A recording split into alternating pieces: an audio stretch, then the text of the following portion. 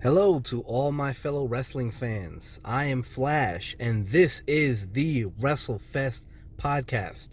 Thank you for joining me. If you're watching on YouTube, please make sure you like and subscribe. I'd appreciate it. And share it with all your favorite wrestling fans out there.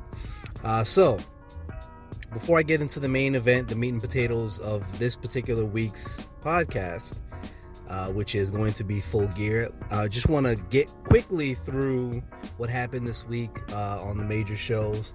I'm going to skip NXT this week because, again, we've all acknowledged the fact that, NXT is kind of that developmental thing. Not that makes it any less important, but just for the sake of time and, just kind of in fairness of keeping up with what's happening on the main programs, just for this week, we're going to skip NXT and see how this goes. So, really quickly, Raw was not bad this week. As usual, it's somewhat been getting better.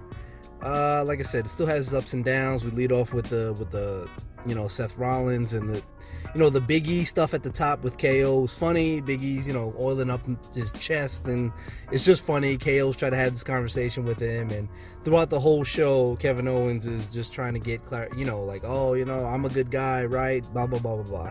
He's not mad at Big E for what happened, etc., etc. So that all plays up later. Again, we get the Rollins segment, fine. RK Bro and the Street Profits. We're just getting gear up for Survivor Series with all this stuff. It appears that RK Bros got some actual music together now, some new music. I don't know if this debuted last week or this week. I don't exactly remember, but we get Adam Pearce here with the Usos, with the Mysterios, and Adam Pearce is, questioning Dominic's kind of pedigree here for him being included in the Survivor Series match, or his experience, I'll say, or lack thereof. So he puts him in a match against Bobby Lashley, the returning Bobby Lashley. So winner gets on the team. We know how this is gonna go, as Bobby Lashley destroys Dominic Mysterio and gets on the Survivor Series roster. Now, funny thing here, I don't know if anybody noticed, they showed the quick graphic of the two teams, the SmackDown team and the Raw team. Each team has 3 face, wrestlers and 2 heels. So, an interesting dynamic that they sought out. I don't know, clearly they planned that way on purpose, but we get a match with Big E and Chad Gable. Great selling here by Big E. We're really trying to push Chad Gable for something. I don't know what. Again, last week I mentioned, them doing something with Alpha Academy, possibly with Stevenson coming in. Who knows? Those rumblings of Kurt Angle saying he wanted to come and manage Alpha Academy. That would be interesting. But again, that's complete hearsay and just stuff that Kurt Angle said, right? Verbatim, but whether or not it actually happens is all complete speculation. But again, Big E puts him over well. This is a moment in the show where crowd interaction and just overall excitement it's blatant. They're just dead here. And I'm just saying it's a shame the crowd isn't more into this, because it was a good match. And it's just, this kind of match on an AEW show the engagement would have been high. So again, it just shows the stark difference in the fans or the audiences of these two, the two companies. And Big E's about to fight everybody. It's just like he's about to take on the whole roster, which is fine by me. Just let him go out there and do his thing. R-Truth just continues to be great at what he does. He's just hilarious. And Reggie has a match like crazy. It's against Rick Maverick, and again, nobody cares. And I want to point out here that the 24/7 title is a disgrace to the heritage of the Hardcore Championship, because that was fun and it actually meant something. It was actually defended in real matches, and then there was the stipulation of, well, it's kind of 24/7 rules, right? The 24/7 title is just a joke. And it's a shame that there's actually some good talent buried in this angle, right? Of them just running around every week, making fools of themselves. So it's a shame. But in fairness, though, this segment was actually kind of entertaining to me for once. You know, they had the thing with Corey Graves getting involved, Saxton gets involved. It's just kind of one big circle, and it comes back, I think, Reggie leaving again with the title eventually, but whatever. We get the Fatal 5-Way match with the women that are involved in the Survivor Series match, with Rhea Ripley, Bianca Belair, Liv Morgan, Zelina, and Carmella. Excuse me. So, Liv Morgan eventually gets the win. This is really good here for Becky, in that she really is dunking on Liv Morgan here, which helps if they want to continue really trying to heal Becky up, quote unquote. This is a good way of doing it. She's got to start to look menacing, right? So then we get the main event, Seth against Kevin Owens. Good match, of course. And then we get a count-out win for Seth. Big E's at ringside. And you have the whole interaction eventually heading towards the finish. Seth Rollins interacts with Big E. They're back there fighting. There's a lot of, chest bumping. And Seth gets back in the ring. Kevin Owens is trying to get back in the ring. And Big E is kind of in his way. And he can't get back to the ring in time. He gets counted out, loses. And this is where we get the KO turn. Okay, so he snaps. He goes off on Big E, and then we get that big whole thing where Kevin Owens is now heel Kevin Owens. Okay, we've made the turn. Again, where they go going forward, I don't know, because you could play this one of two ways. You could continue, because the more credible heels for Big E, the better. So I like this heel turn here. It's a good time. And where we go from here, I know we have Big E in a match of Survivor Series already, right? Against Roman Reigns, non-title, of course. I think this leads up to a triple threat match at, what's after this? The Royal, I don't know. No, we have a December show, right? I don't know what the December show is. But we might get one-on-one Seth and Big E, or we might get triple threat. I don't know. They could play this a few different ways. So I like how we've got some credible opponents. I would like this to be separated. That way you extend having good opponents for Big E. So, as I said, we're going to skip over NXT for this week. Let's talk about Dynamite. Dynamite. What can I say? This is great stuff. Okay, AEW continues to put out great programming. We get Bryan Danielson and Rocky Romero at the top of the show. I'm not familiar with Rocky. This was a great match, however. Again, this just shows the cachet of Bryan Danielson, right? Putting this guy over. Of course, he gets the win, but again, another week of Bryan Danielson putting over lesser known talent. Good stuff here. The Inner Circle gets, they get ambushed by American Top Team. Of course, we're all just leading up. This is all stuff leading up for Full Gear. Jungle Boy against Anthony Bowens. Anthony Bowens is getting a lot of good matches here. Okay, he's getting put over. He's losing, but you don't have to win to get over. Okay? So, he had a good match last week with Bryan Danielson. He had a good match this week with Jungle Boy. And the Acclaimed is starting to show up a lot more together. They're showing up in spots. Caster is doing his freestyle thing. They've got some good things here going with the Acclaimed going forward. I like it. We get, Wheeler and Wardlow. There was a botch here somewhere, but not much to speak of. All right, Lio Rush and Dante Martin against Seidel and Moriarty. This match right here, great match. Great match. The high flyers that they have on roster here at AEW continuously are doing big things. And it was no different here in this match. We get Pac against Andrade here at the end. Oh, not Andrade. Pac fought Dax Hardwood. Good match. Just Kind of, again, filler here, but it is what it is. Then we get the contract signing for the, main event slot of the show, which usually contract signings are lame. They're stupid, they're silly, but this one's not bad. This one was pretty good because Don Callis has been gone for a while, right?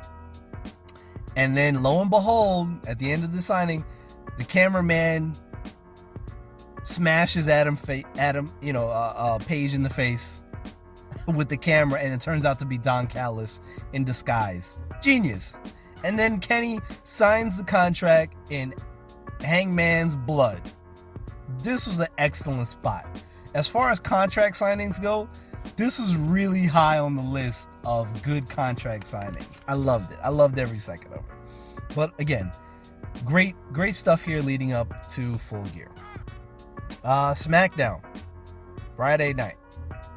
Good stuff here. We got a women's segment at the top with Shotzi and Natalya, Shayna, Aaliyah, and then Sasha Banks come out. This is the team, the women's team for Survivor Series. I don't know who Aaliyah is. They say this is her first match on SmackDown. I've never seen her before. I don't know where she came from or what rank she came up through.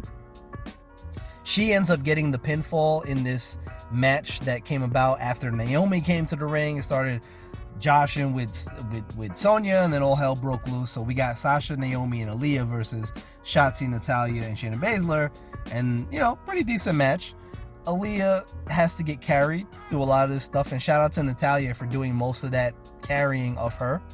But she ends up getting the pinfall, so she's excited about that. And then what ends up happening is that Sonya strips her of being in the match while she's super excited in the backstage area. They haven't said who's going to replace her, but I don't know. We'll see. I'm kind of excited to see who it is. We get a great spot with Roman in the back here. Roman, Paul Heyman doing his usual thing. We get Boogs and Nakamura against Los Lotharios. I have an opinion on Shinsuke as I take a drink. This was a fine match. It is what it is. And again, I don't know what we're doing with it. I guess we're trying to build a tag division here. And as usual, another week goes by where we do nothing with the Intercontinental title. Shinsuke Nakamura, again, this is my opinion. I'm trying not for it to be a biased opinion. I just think what he does and how he does it, he would be way better off with an AEW than what he's doing / not doing in WWE, which is now just kind of buried in the mid-card division, right? And not even, he's at the top of the mid-card division doing nothing with the title.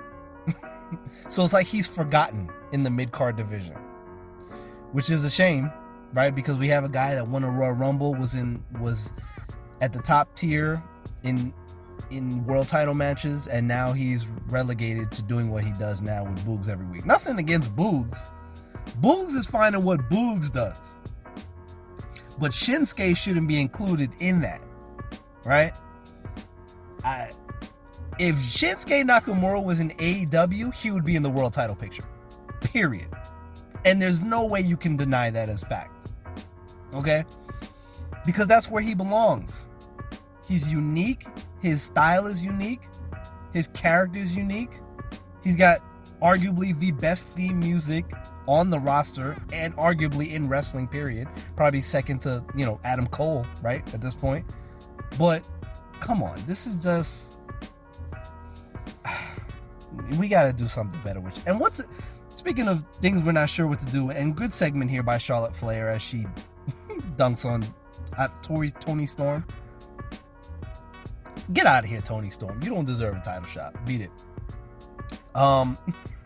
Charlotte's makeup is great, by the way. That's all I got from this. And I say that only because in recent weeks prior to this, her makeup had been looking really bad. Like they tried to make it over the top and it just looked bad, right? Very good right here. Clean, classy, perfect. And again, as I was moving along, what is this thing with Mustafa Ali and Ricochet? Where are we going with this? Are we going to a match with them? Against each other? Together? I don't know. They don't know what to do. Sami Zayn, I'm sorry, you're off the team. Sami got put in a match with Jeff Hardy. Loser gets off the Survivor Series team, and Sami's gone. Which means if they want to stick to the formula, they're going to have to replace Sami with another heel. So don't look for it to be some babyface, everybody. I'm sorry. Yo, is Hit Row ever going to actually wrestle on SmackDown? Or are they just going to do these rap promos? And then we get this cringy thing with Jinder Mahal and his sidekick. I guess Jinder Mahal has to job for Hit Row? Is that what's about to happen? This is how bad... And again, SmackDown is usually good. But I'm going to get into how I feel about it in a second. Roman faces Xavier. Loser has to bend the knee. We're doing this thing still. I like this. Nobody... they took out Kofi last week. The Usos aren't at ringside. This is a great match. First, let me say, it's hard for them to get over Roman as a 100% heel, right?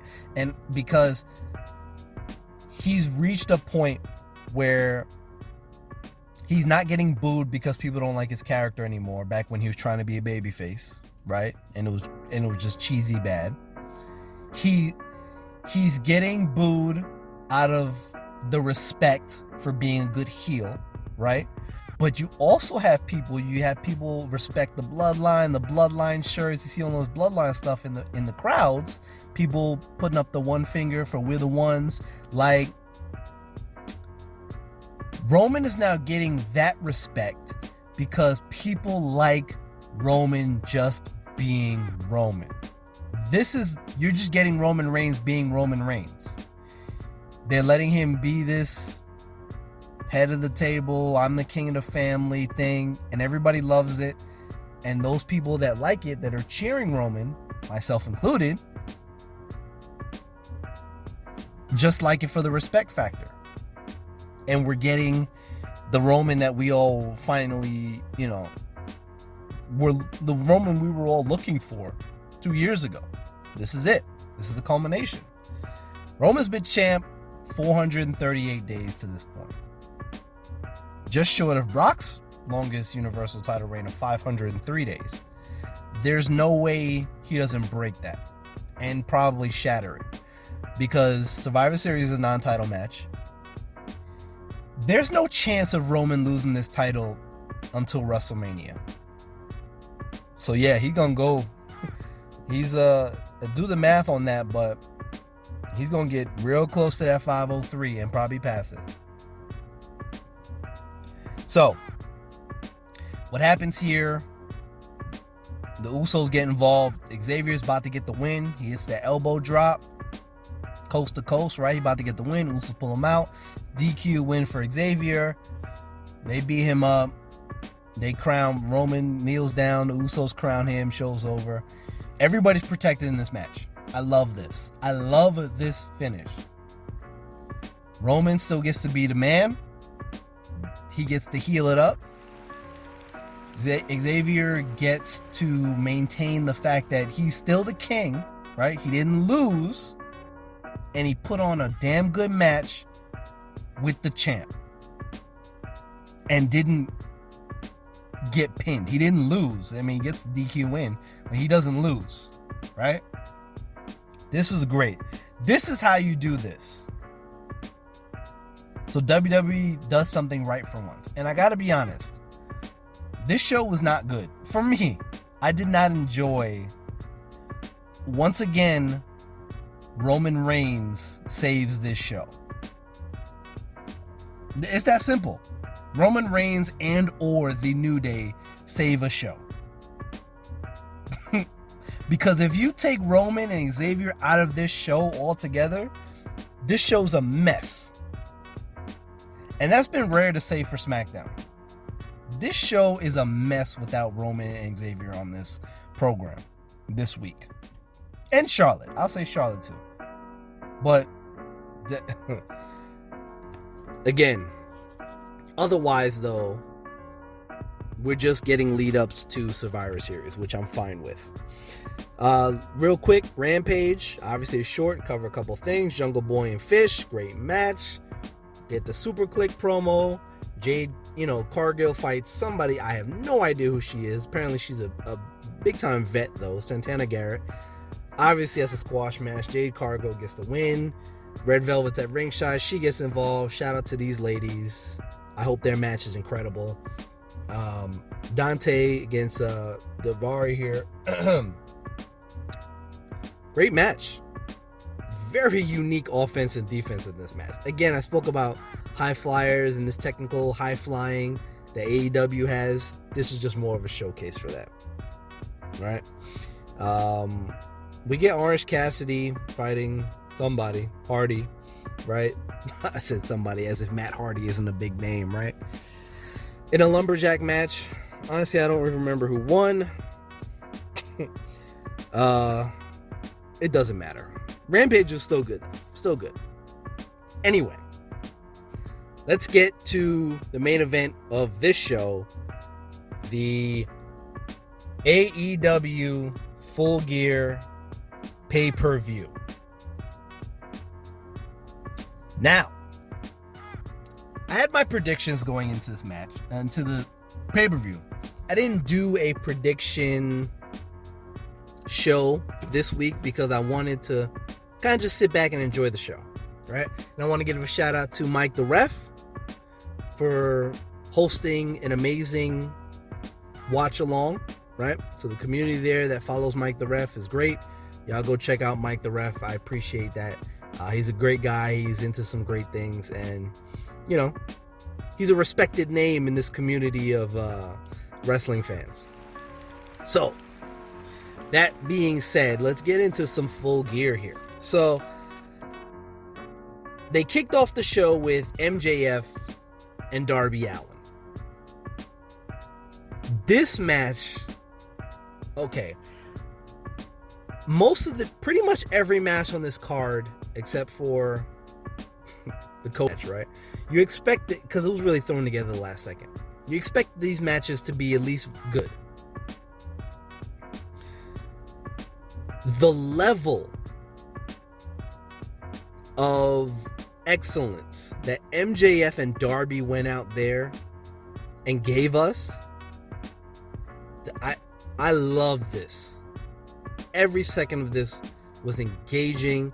They told a story through what's going on in the ring, as with most of these matches, right? And AEW is good at that. I love me some MJF. I'm from Long Island. He's from Long Island. Plainview. I'm from Freeport. Not far away if you know anything about the geographical breakdown of Long Island, right? He's a great heel. I had him winning this match, and he won this match dirty, right? He hits Darby with the diamond ring and wins with the headlock takeover, as he said he was going to. So I love this. I had MJF winning this match because you have to continue to build him up as a top heel in this company. And quite frankly, out of all the heels in the business right now, MJF is one of the only heels that is getting 100%, almost 100% of the heat, right? Like, the crowd is split a lot on Roman. They're split a lot on Kenny. Like, Miro is also up there, because they're not really split on Miro. They're not split on MJF. People, they come to the ring, they don't want to see MJF. They want him to shut up. That's what you want out of your heel. Where he comes out and people don't want to see him. That's what you want from your top heels. And MJF is doing that in spades, okay? Excuse me, man. Guess that means I need to take a drink. Give me 1 second. Thank you. So, we after this we get the tag team match for the championship with the Lucha Brothers and FTR. Great great match. Great match. FTR, and I said this during the watch along, this is classic tag team wrestling. And FTR is always, week in and week out, they're going to give you good, classic tag team wrestling. Right? So you have to commend them for that. They're technical, but at the same time, they can go over the top. Right? They can do a lot of these things. These guys are good. Okay? But tonight, the Lucha Brothers were better. Lucha Brothers go out there, they get the win. They retain the titles. So interesting to see what happens going forward with the what we do with the AAA or Triple A, tag team titles that FTR is currently holding. But I enjoyed this. Good match. Next up, we get the finale of the World Title Contender Tournament. We get Bryan Danielson against Miro. Now, I'll say up front, I had Miro winning this match. I had Miro winning this match, going on getting his title shot against Paige, because my prediction was for Paige to win.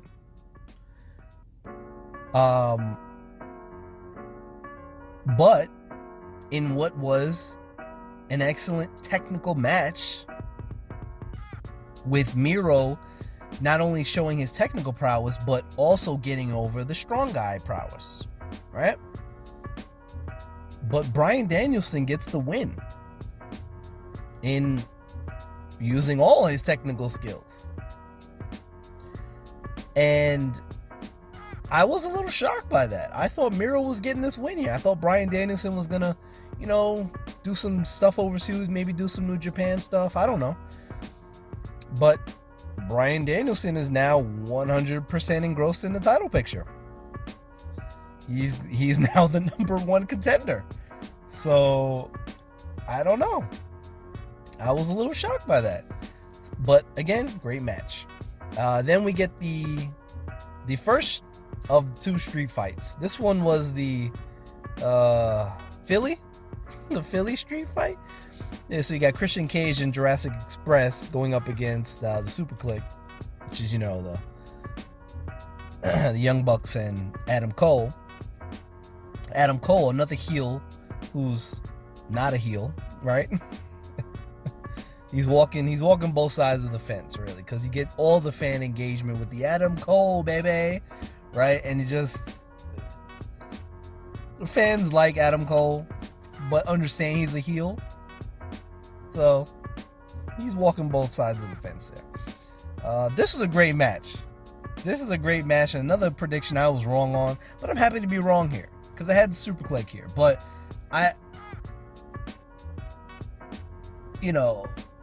Jungle Express and Christian Cage came to fight.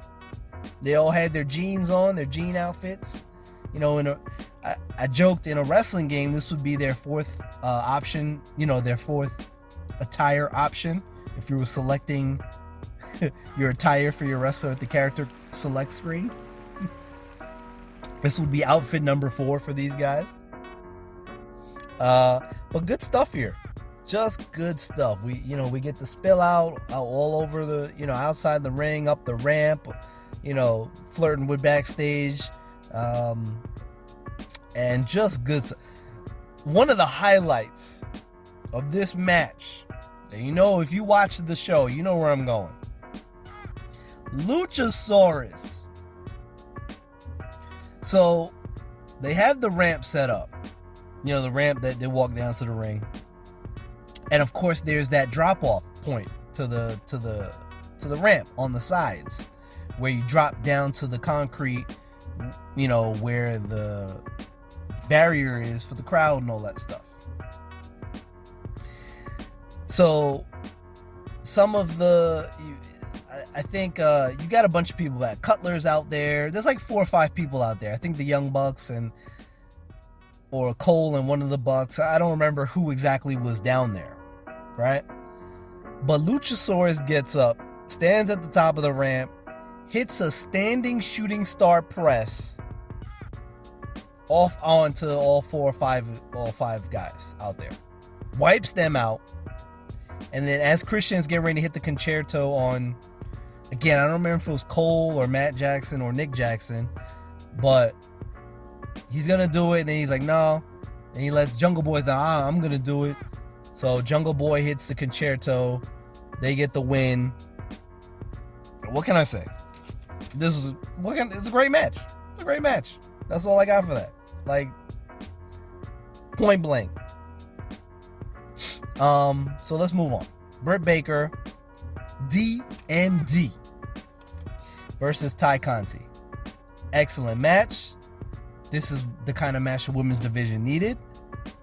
Going in, I picked Britt to win. Britt did win. I had Britt winning here because, quite frankly, she needs to continue, just like, comparatively, like Big E needs to continue to win against credible opponents. But not only does Britt need to continue to get wins against credible opponents, she needs to continue getting built as a big-time heel. But there's a small problem. Give me 1 second. There's a small problem with Britt. Is she a heel? Yes. Do people hate her? No.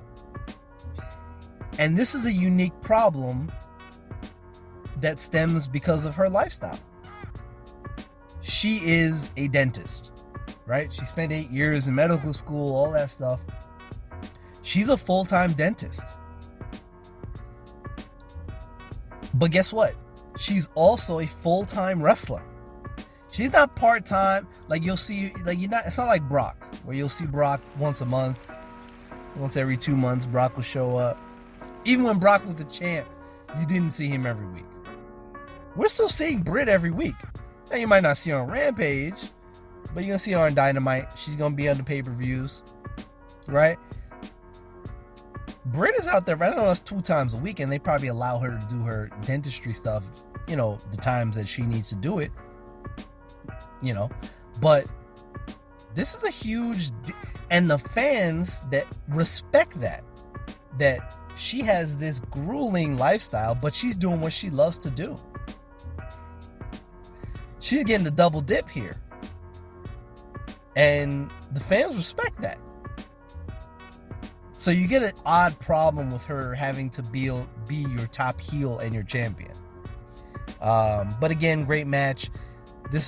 Both women come out on top here. Britt retains. Ty Conti gets to continue, being a big time name in the division, but I don't think Britt loses this title until she gets to face a Thunder Rosa or a Ruby Soho. I think that'll be one of the 2 women that take the title off her eventually. So moving along, we get to the match that I have as a potential show stealer for this pay-per-view. CM Punk, Eddie Kingston. Now, I picked CM Punk to win this match. And he did win this match. But you get, Eddie comes to the ring, with that euphoric, angry face. CM Punk comes to the ring. No, it's clobbering time. He just walks straight to the ring. He's got the MMA shorts on. Boom, we're at it almost from jump. Good spots, good wrestling, telling a good story in the ring, right? We get the bloody, the blood spots, and this is a great match. CM Punk goes in for the handshake at the end. Eddie just walks out on him. The problem with that, I didn't expect Eddie to do the handshake, right? We wanted the big hug moment, but he walked out on the handshake against Danielson. He walked out on the handshake against CM Punk. The problem with this match is that there wasn't enough build-up.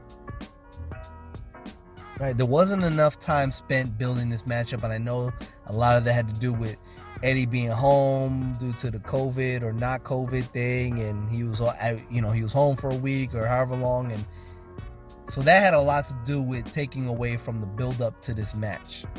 But they did it, and they did it quick.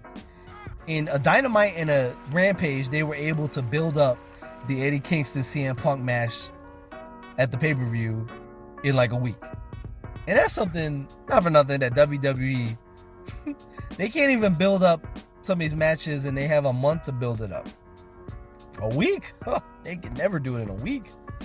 Not now. Maybe, in the Attitude Era, they might have been able to pull that off, but I digress. I don't know where we go with this going forward. Right? Because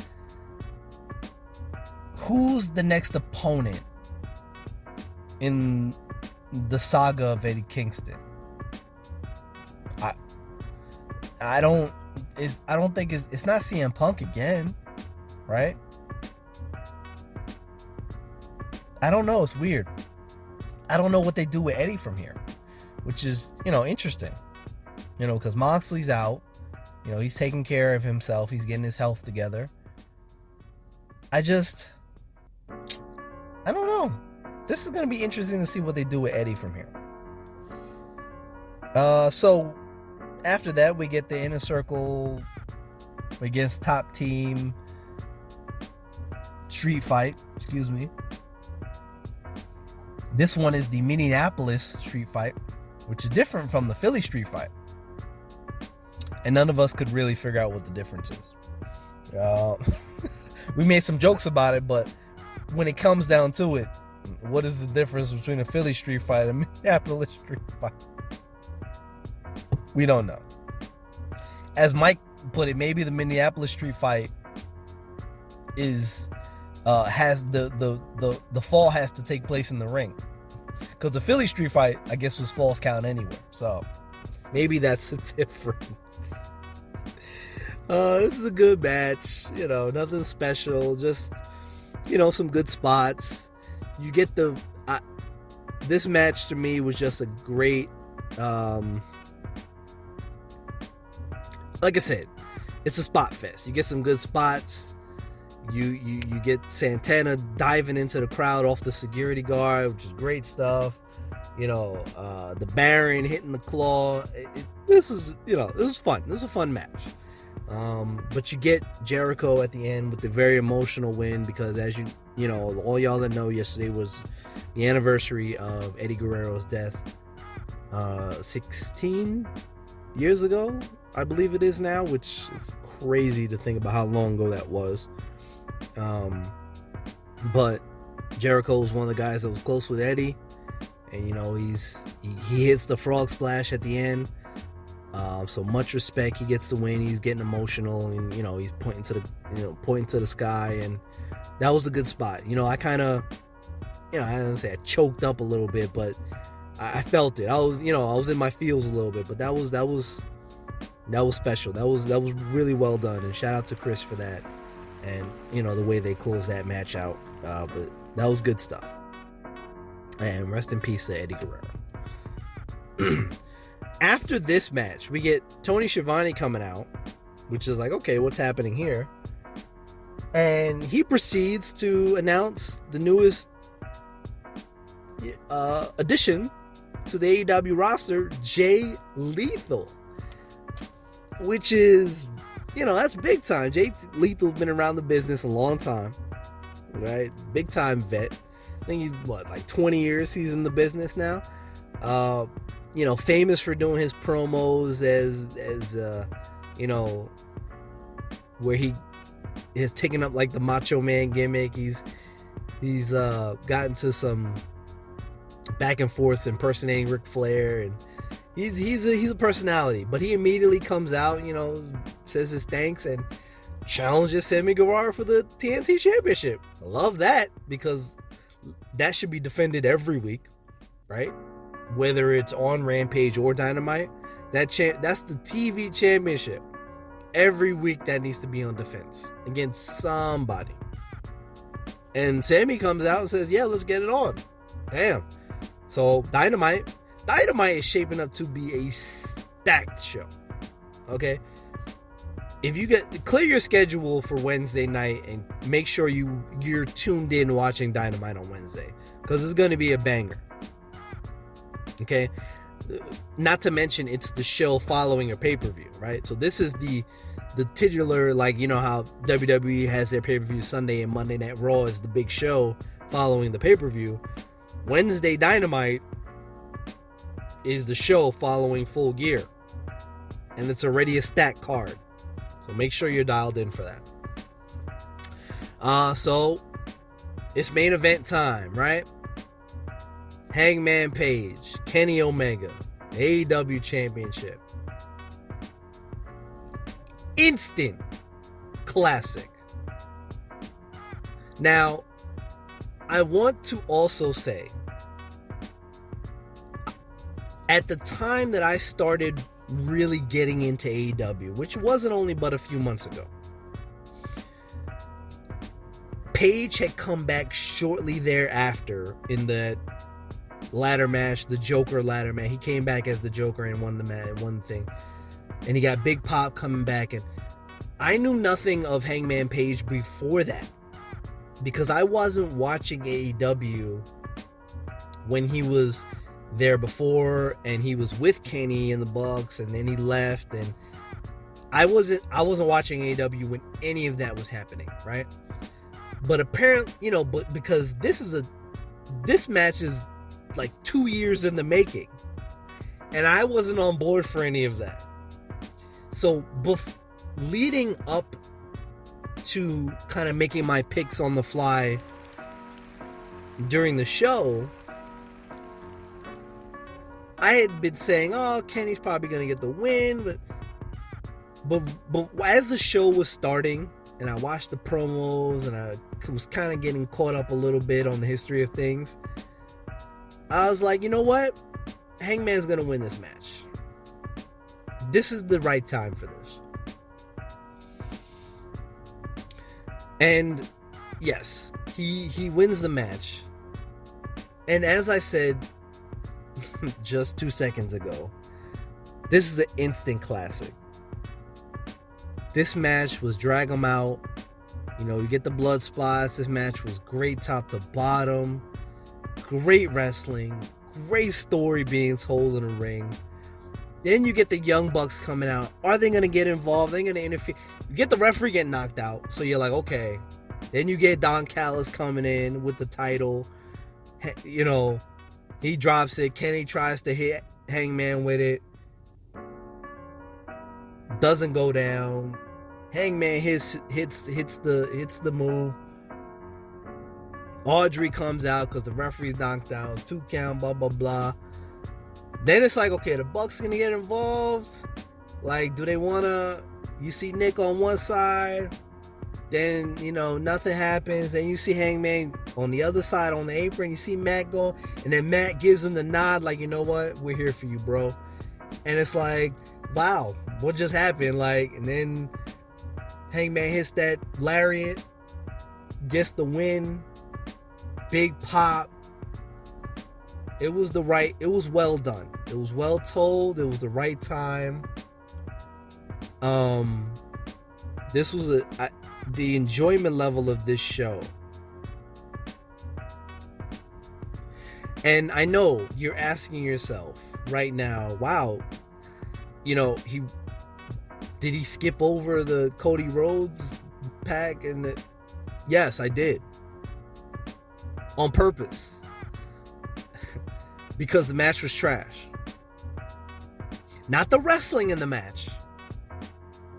And there was kind of a little botch, once or twice, but not the wrestling. The wrestling was fine. The wrestling was great. How could it not be, right? But the match was terrible from a story perspective. It was thrown together last minute. Cody's still getting booed. Big surprise. Nobody cares. This was the black eye of the entire show. This was the bathroom break, the popcorn break, the I'm gonna go get some snacks and a beer break match. Nobody cared. I didn't care. And nobody watching, nobody in the chat during the watch along cared. So that's what it got. It got 30 seconds from me. But the show overall, this was a great show. This was an A show. That's my grade, I think. A minus, A plus, A. It's in the A range. I'm doing that on the fly. This was a great show. They have to be great shows. Again, AEW has 4 shows a year. You know, they do quarterly shows. They don't do every month like WWE. This show was great. As good as this show. And this isn't even their quote-unquote WrestleMania show, right? This is not their premiere show. Whichever one that is. I'm not sure which one it is. All Out. It might be All Out. And All Out was the previous show. But either way, this was a great show. Every match was good except for the Cody tag match. I can't wait for Dynamite. We get to see Jay Lethal competing for a title right off the top. This is AEW's arrow is pointed so high right now. I'm excited. And WWE is going to have to do better than what they did this past week. Especially SmackDown, which is supposed to be the better of the 2 shows. And arguably, Raw was better this week. Arguably. And the only reason you can make that argument is because Roman Reigns and Xavier Woods. And Charlotte. Otherwise, SmackDown was a crap fest. Point blank. Okay? So, that's it. I hope, for those of you that watched Full Gear, I hope you enjoyed it as much as I did, because it was good stuff, right? If you didn't watch it, check it out, by any means necessary. Make sure you tune in to Dynamite this week, because that's going to be a banger.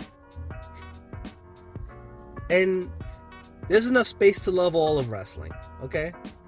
I'm not, I'm here to point out what's good, what isn't good, and just based on my opinion and the years I've spent as a wrestling fan, pretty much almost 30 at this point.